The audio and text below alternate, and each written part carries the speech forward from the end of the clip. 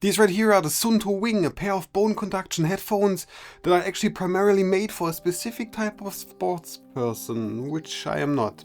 They have been sent to me by the manufacturer and I had them for roughly 1 month since. I used them occasionally over this period of time and more when I actually made this review. These aren't my first bone conduction headphones, so I knew what I was actually getting into. And as I said before, I still like them. But let's start with the obvious: what do you actually get for your money? A sleek package that is full with accessories, the wing themselves, which I have in lava red?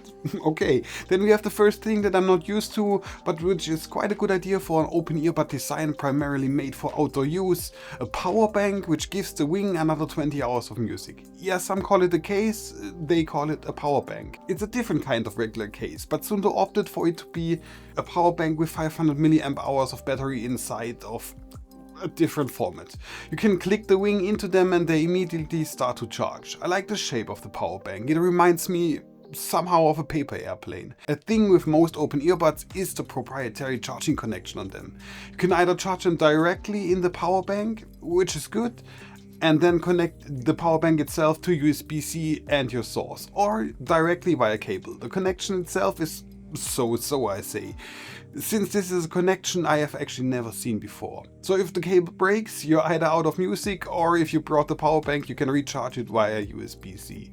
It's a mixed bag for me. Also included is a small storage pouch that the wing fits nicely into, which keeps it safe from scratches or dirt inside of your backpack. Now let's go to the wing itself. It's truly an open ear design, since these are bone conduction headphones. So no clogging of your ear canals, you can hear everything around you if you'd like. Or you can add in a pair of earplugs which are included in the box. Analog ANC is what I would actually call this. As with every pair of bone conduction headphones, closing your ear canals gives you a way better performance of the sounds coming from the headphones. The headphones themselves are very comfortable, clipping them onto your ears, winging themselves around your head. At least on my head they don't wobble or move when I'm walking, and using them for 2 hours straight due to them being very lightweight, I couldn't feel any kind of pressure on top of my ears. The driver unit of the buds features a pause and play button on the left side and 2 microphones on the right side. The mic quality is fine, as these aren't primarily made for phone calls. On the underside of the earbud we have a volume up and down button, which also doubles as the on and off Bluetooth connection button. The headphones don't have an integrated proximity chip, so if you take them off, you need to shut them actually off yourself, or they will play your music until the battery is actually drained. Now let's quickly go through the app, which overall is good functions wise, but what directly pisses me off from the start is the following: you need to register yourself via password and more to use it. I get why a lot of manufacturers do this, just let me use the app without wanting my mail address and information in your hands. I already bought your product. Let's get to features first before we actually talk about the sound.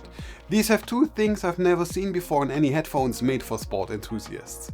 First, they have head movement control, and by that I mean, yeah, it is quite a niche feature, but for the niche crowd these are actually aimed at, so it's good. Rock climbers, having both of their hands full with climbing and trying not to fall off, can use a built-in head movement control, such as switching through songs by shaking to the left or the right, and answering actually calls by nodding. So it's like, do you want to take the call? Yes. Really interesting. And I really like that Suunto actually knows what their audience needs. And then these also have built-in LED lights that can be activated via the app, which is good since this can either stay on and show that you are there in, let's say, nighttime scenarios, or that they can also flash an SOS signal, which is even better when something happens to you. Now let's get to the more regular features. These do have multi-point connection, which needs to be activated in the app as said before.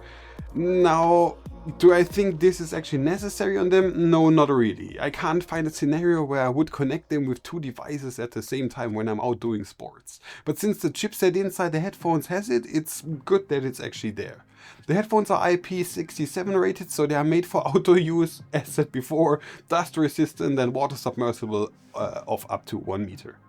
And now let's get to the most important thing, the sound that is conducted via your bones instead of your ears. I had the Shocks before and I wasn't really a fan of them. These are pretty good for bone conduction. It's not that great when you compare it with the regular open earbud or a normal earbud. obviously. You can clearly hear your surroundings as well as the music, which, you know. There's virtually no bass, unless you clog up your ears. Then the sound becomes much better, but this somehow defeats the purpose of this specific type of earbuds, being aware of what actually happens around you. So music-wise, they are okay. It's good enough for using them while you're doing your sports. I'd say these are a bit better in terms of sound as the Shocks that I used a while ago. And then I use them for what I mostly use my headphones, earbuds and speakers for.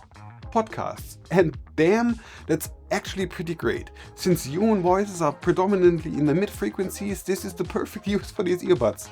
The voices felt very natural and clear, loudness was great, and I could still hear everything around me. I think my usage of them after discovering that podcasts work so well was 80% podcasts and 20% music.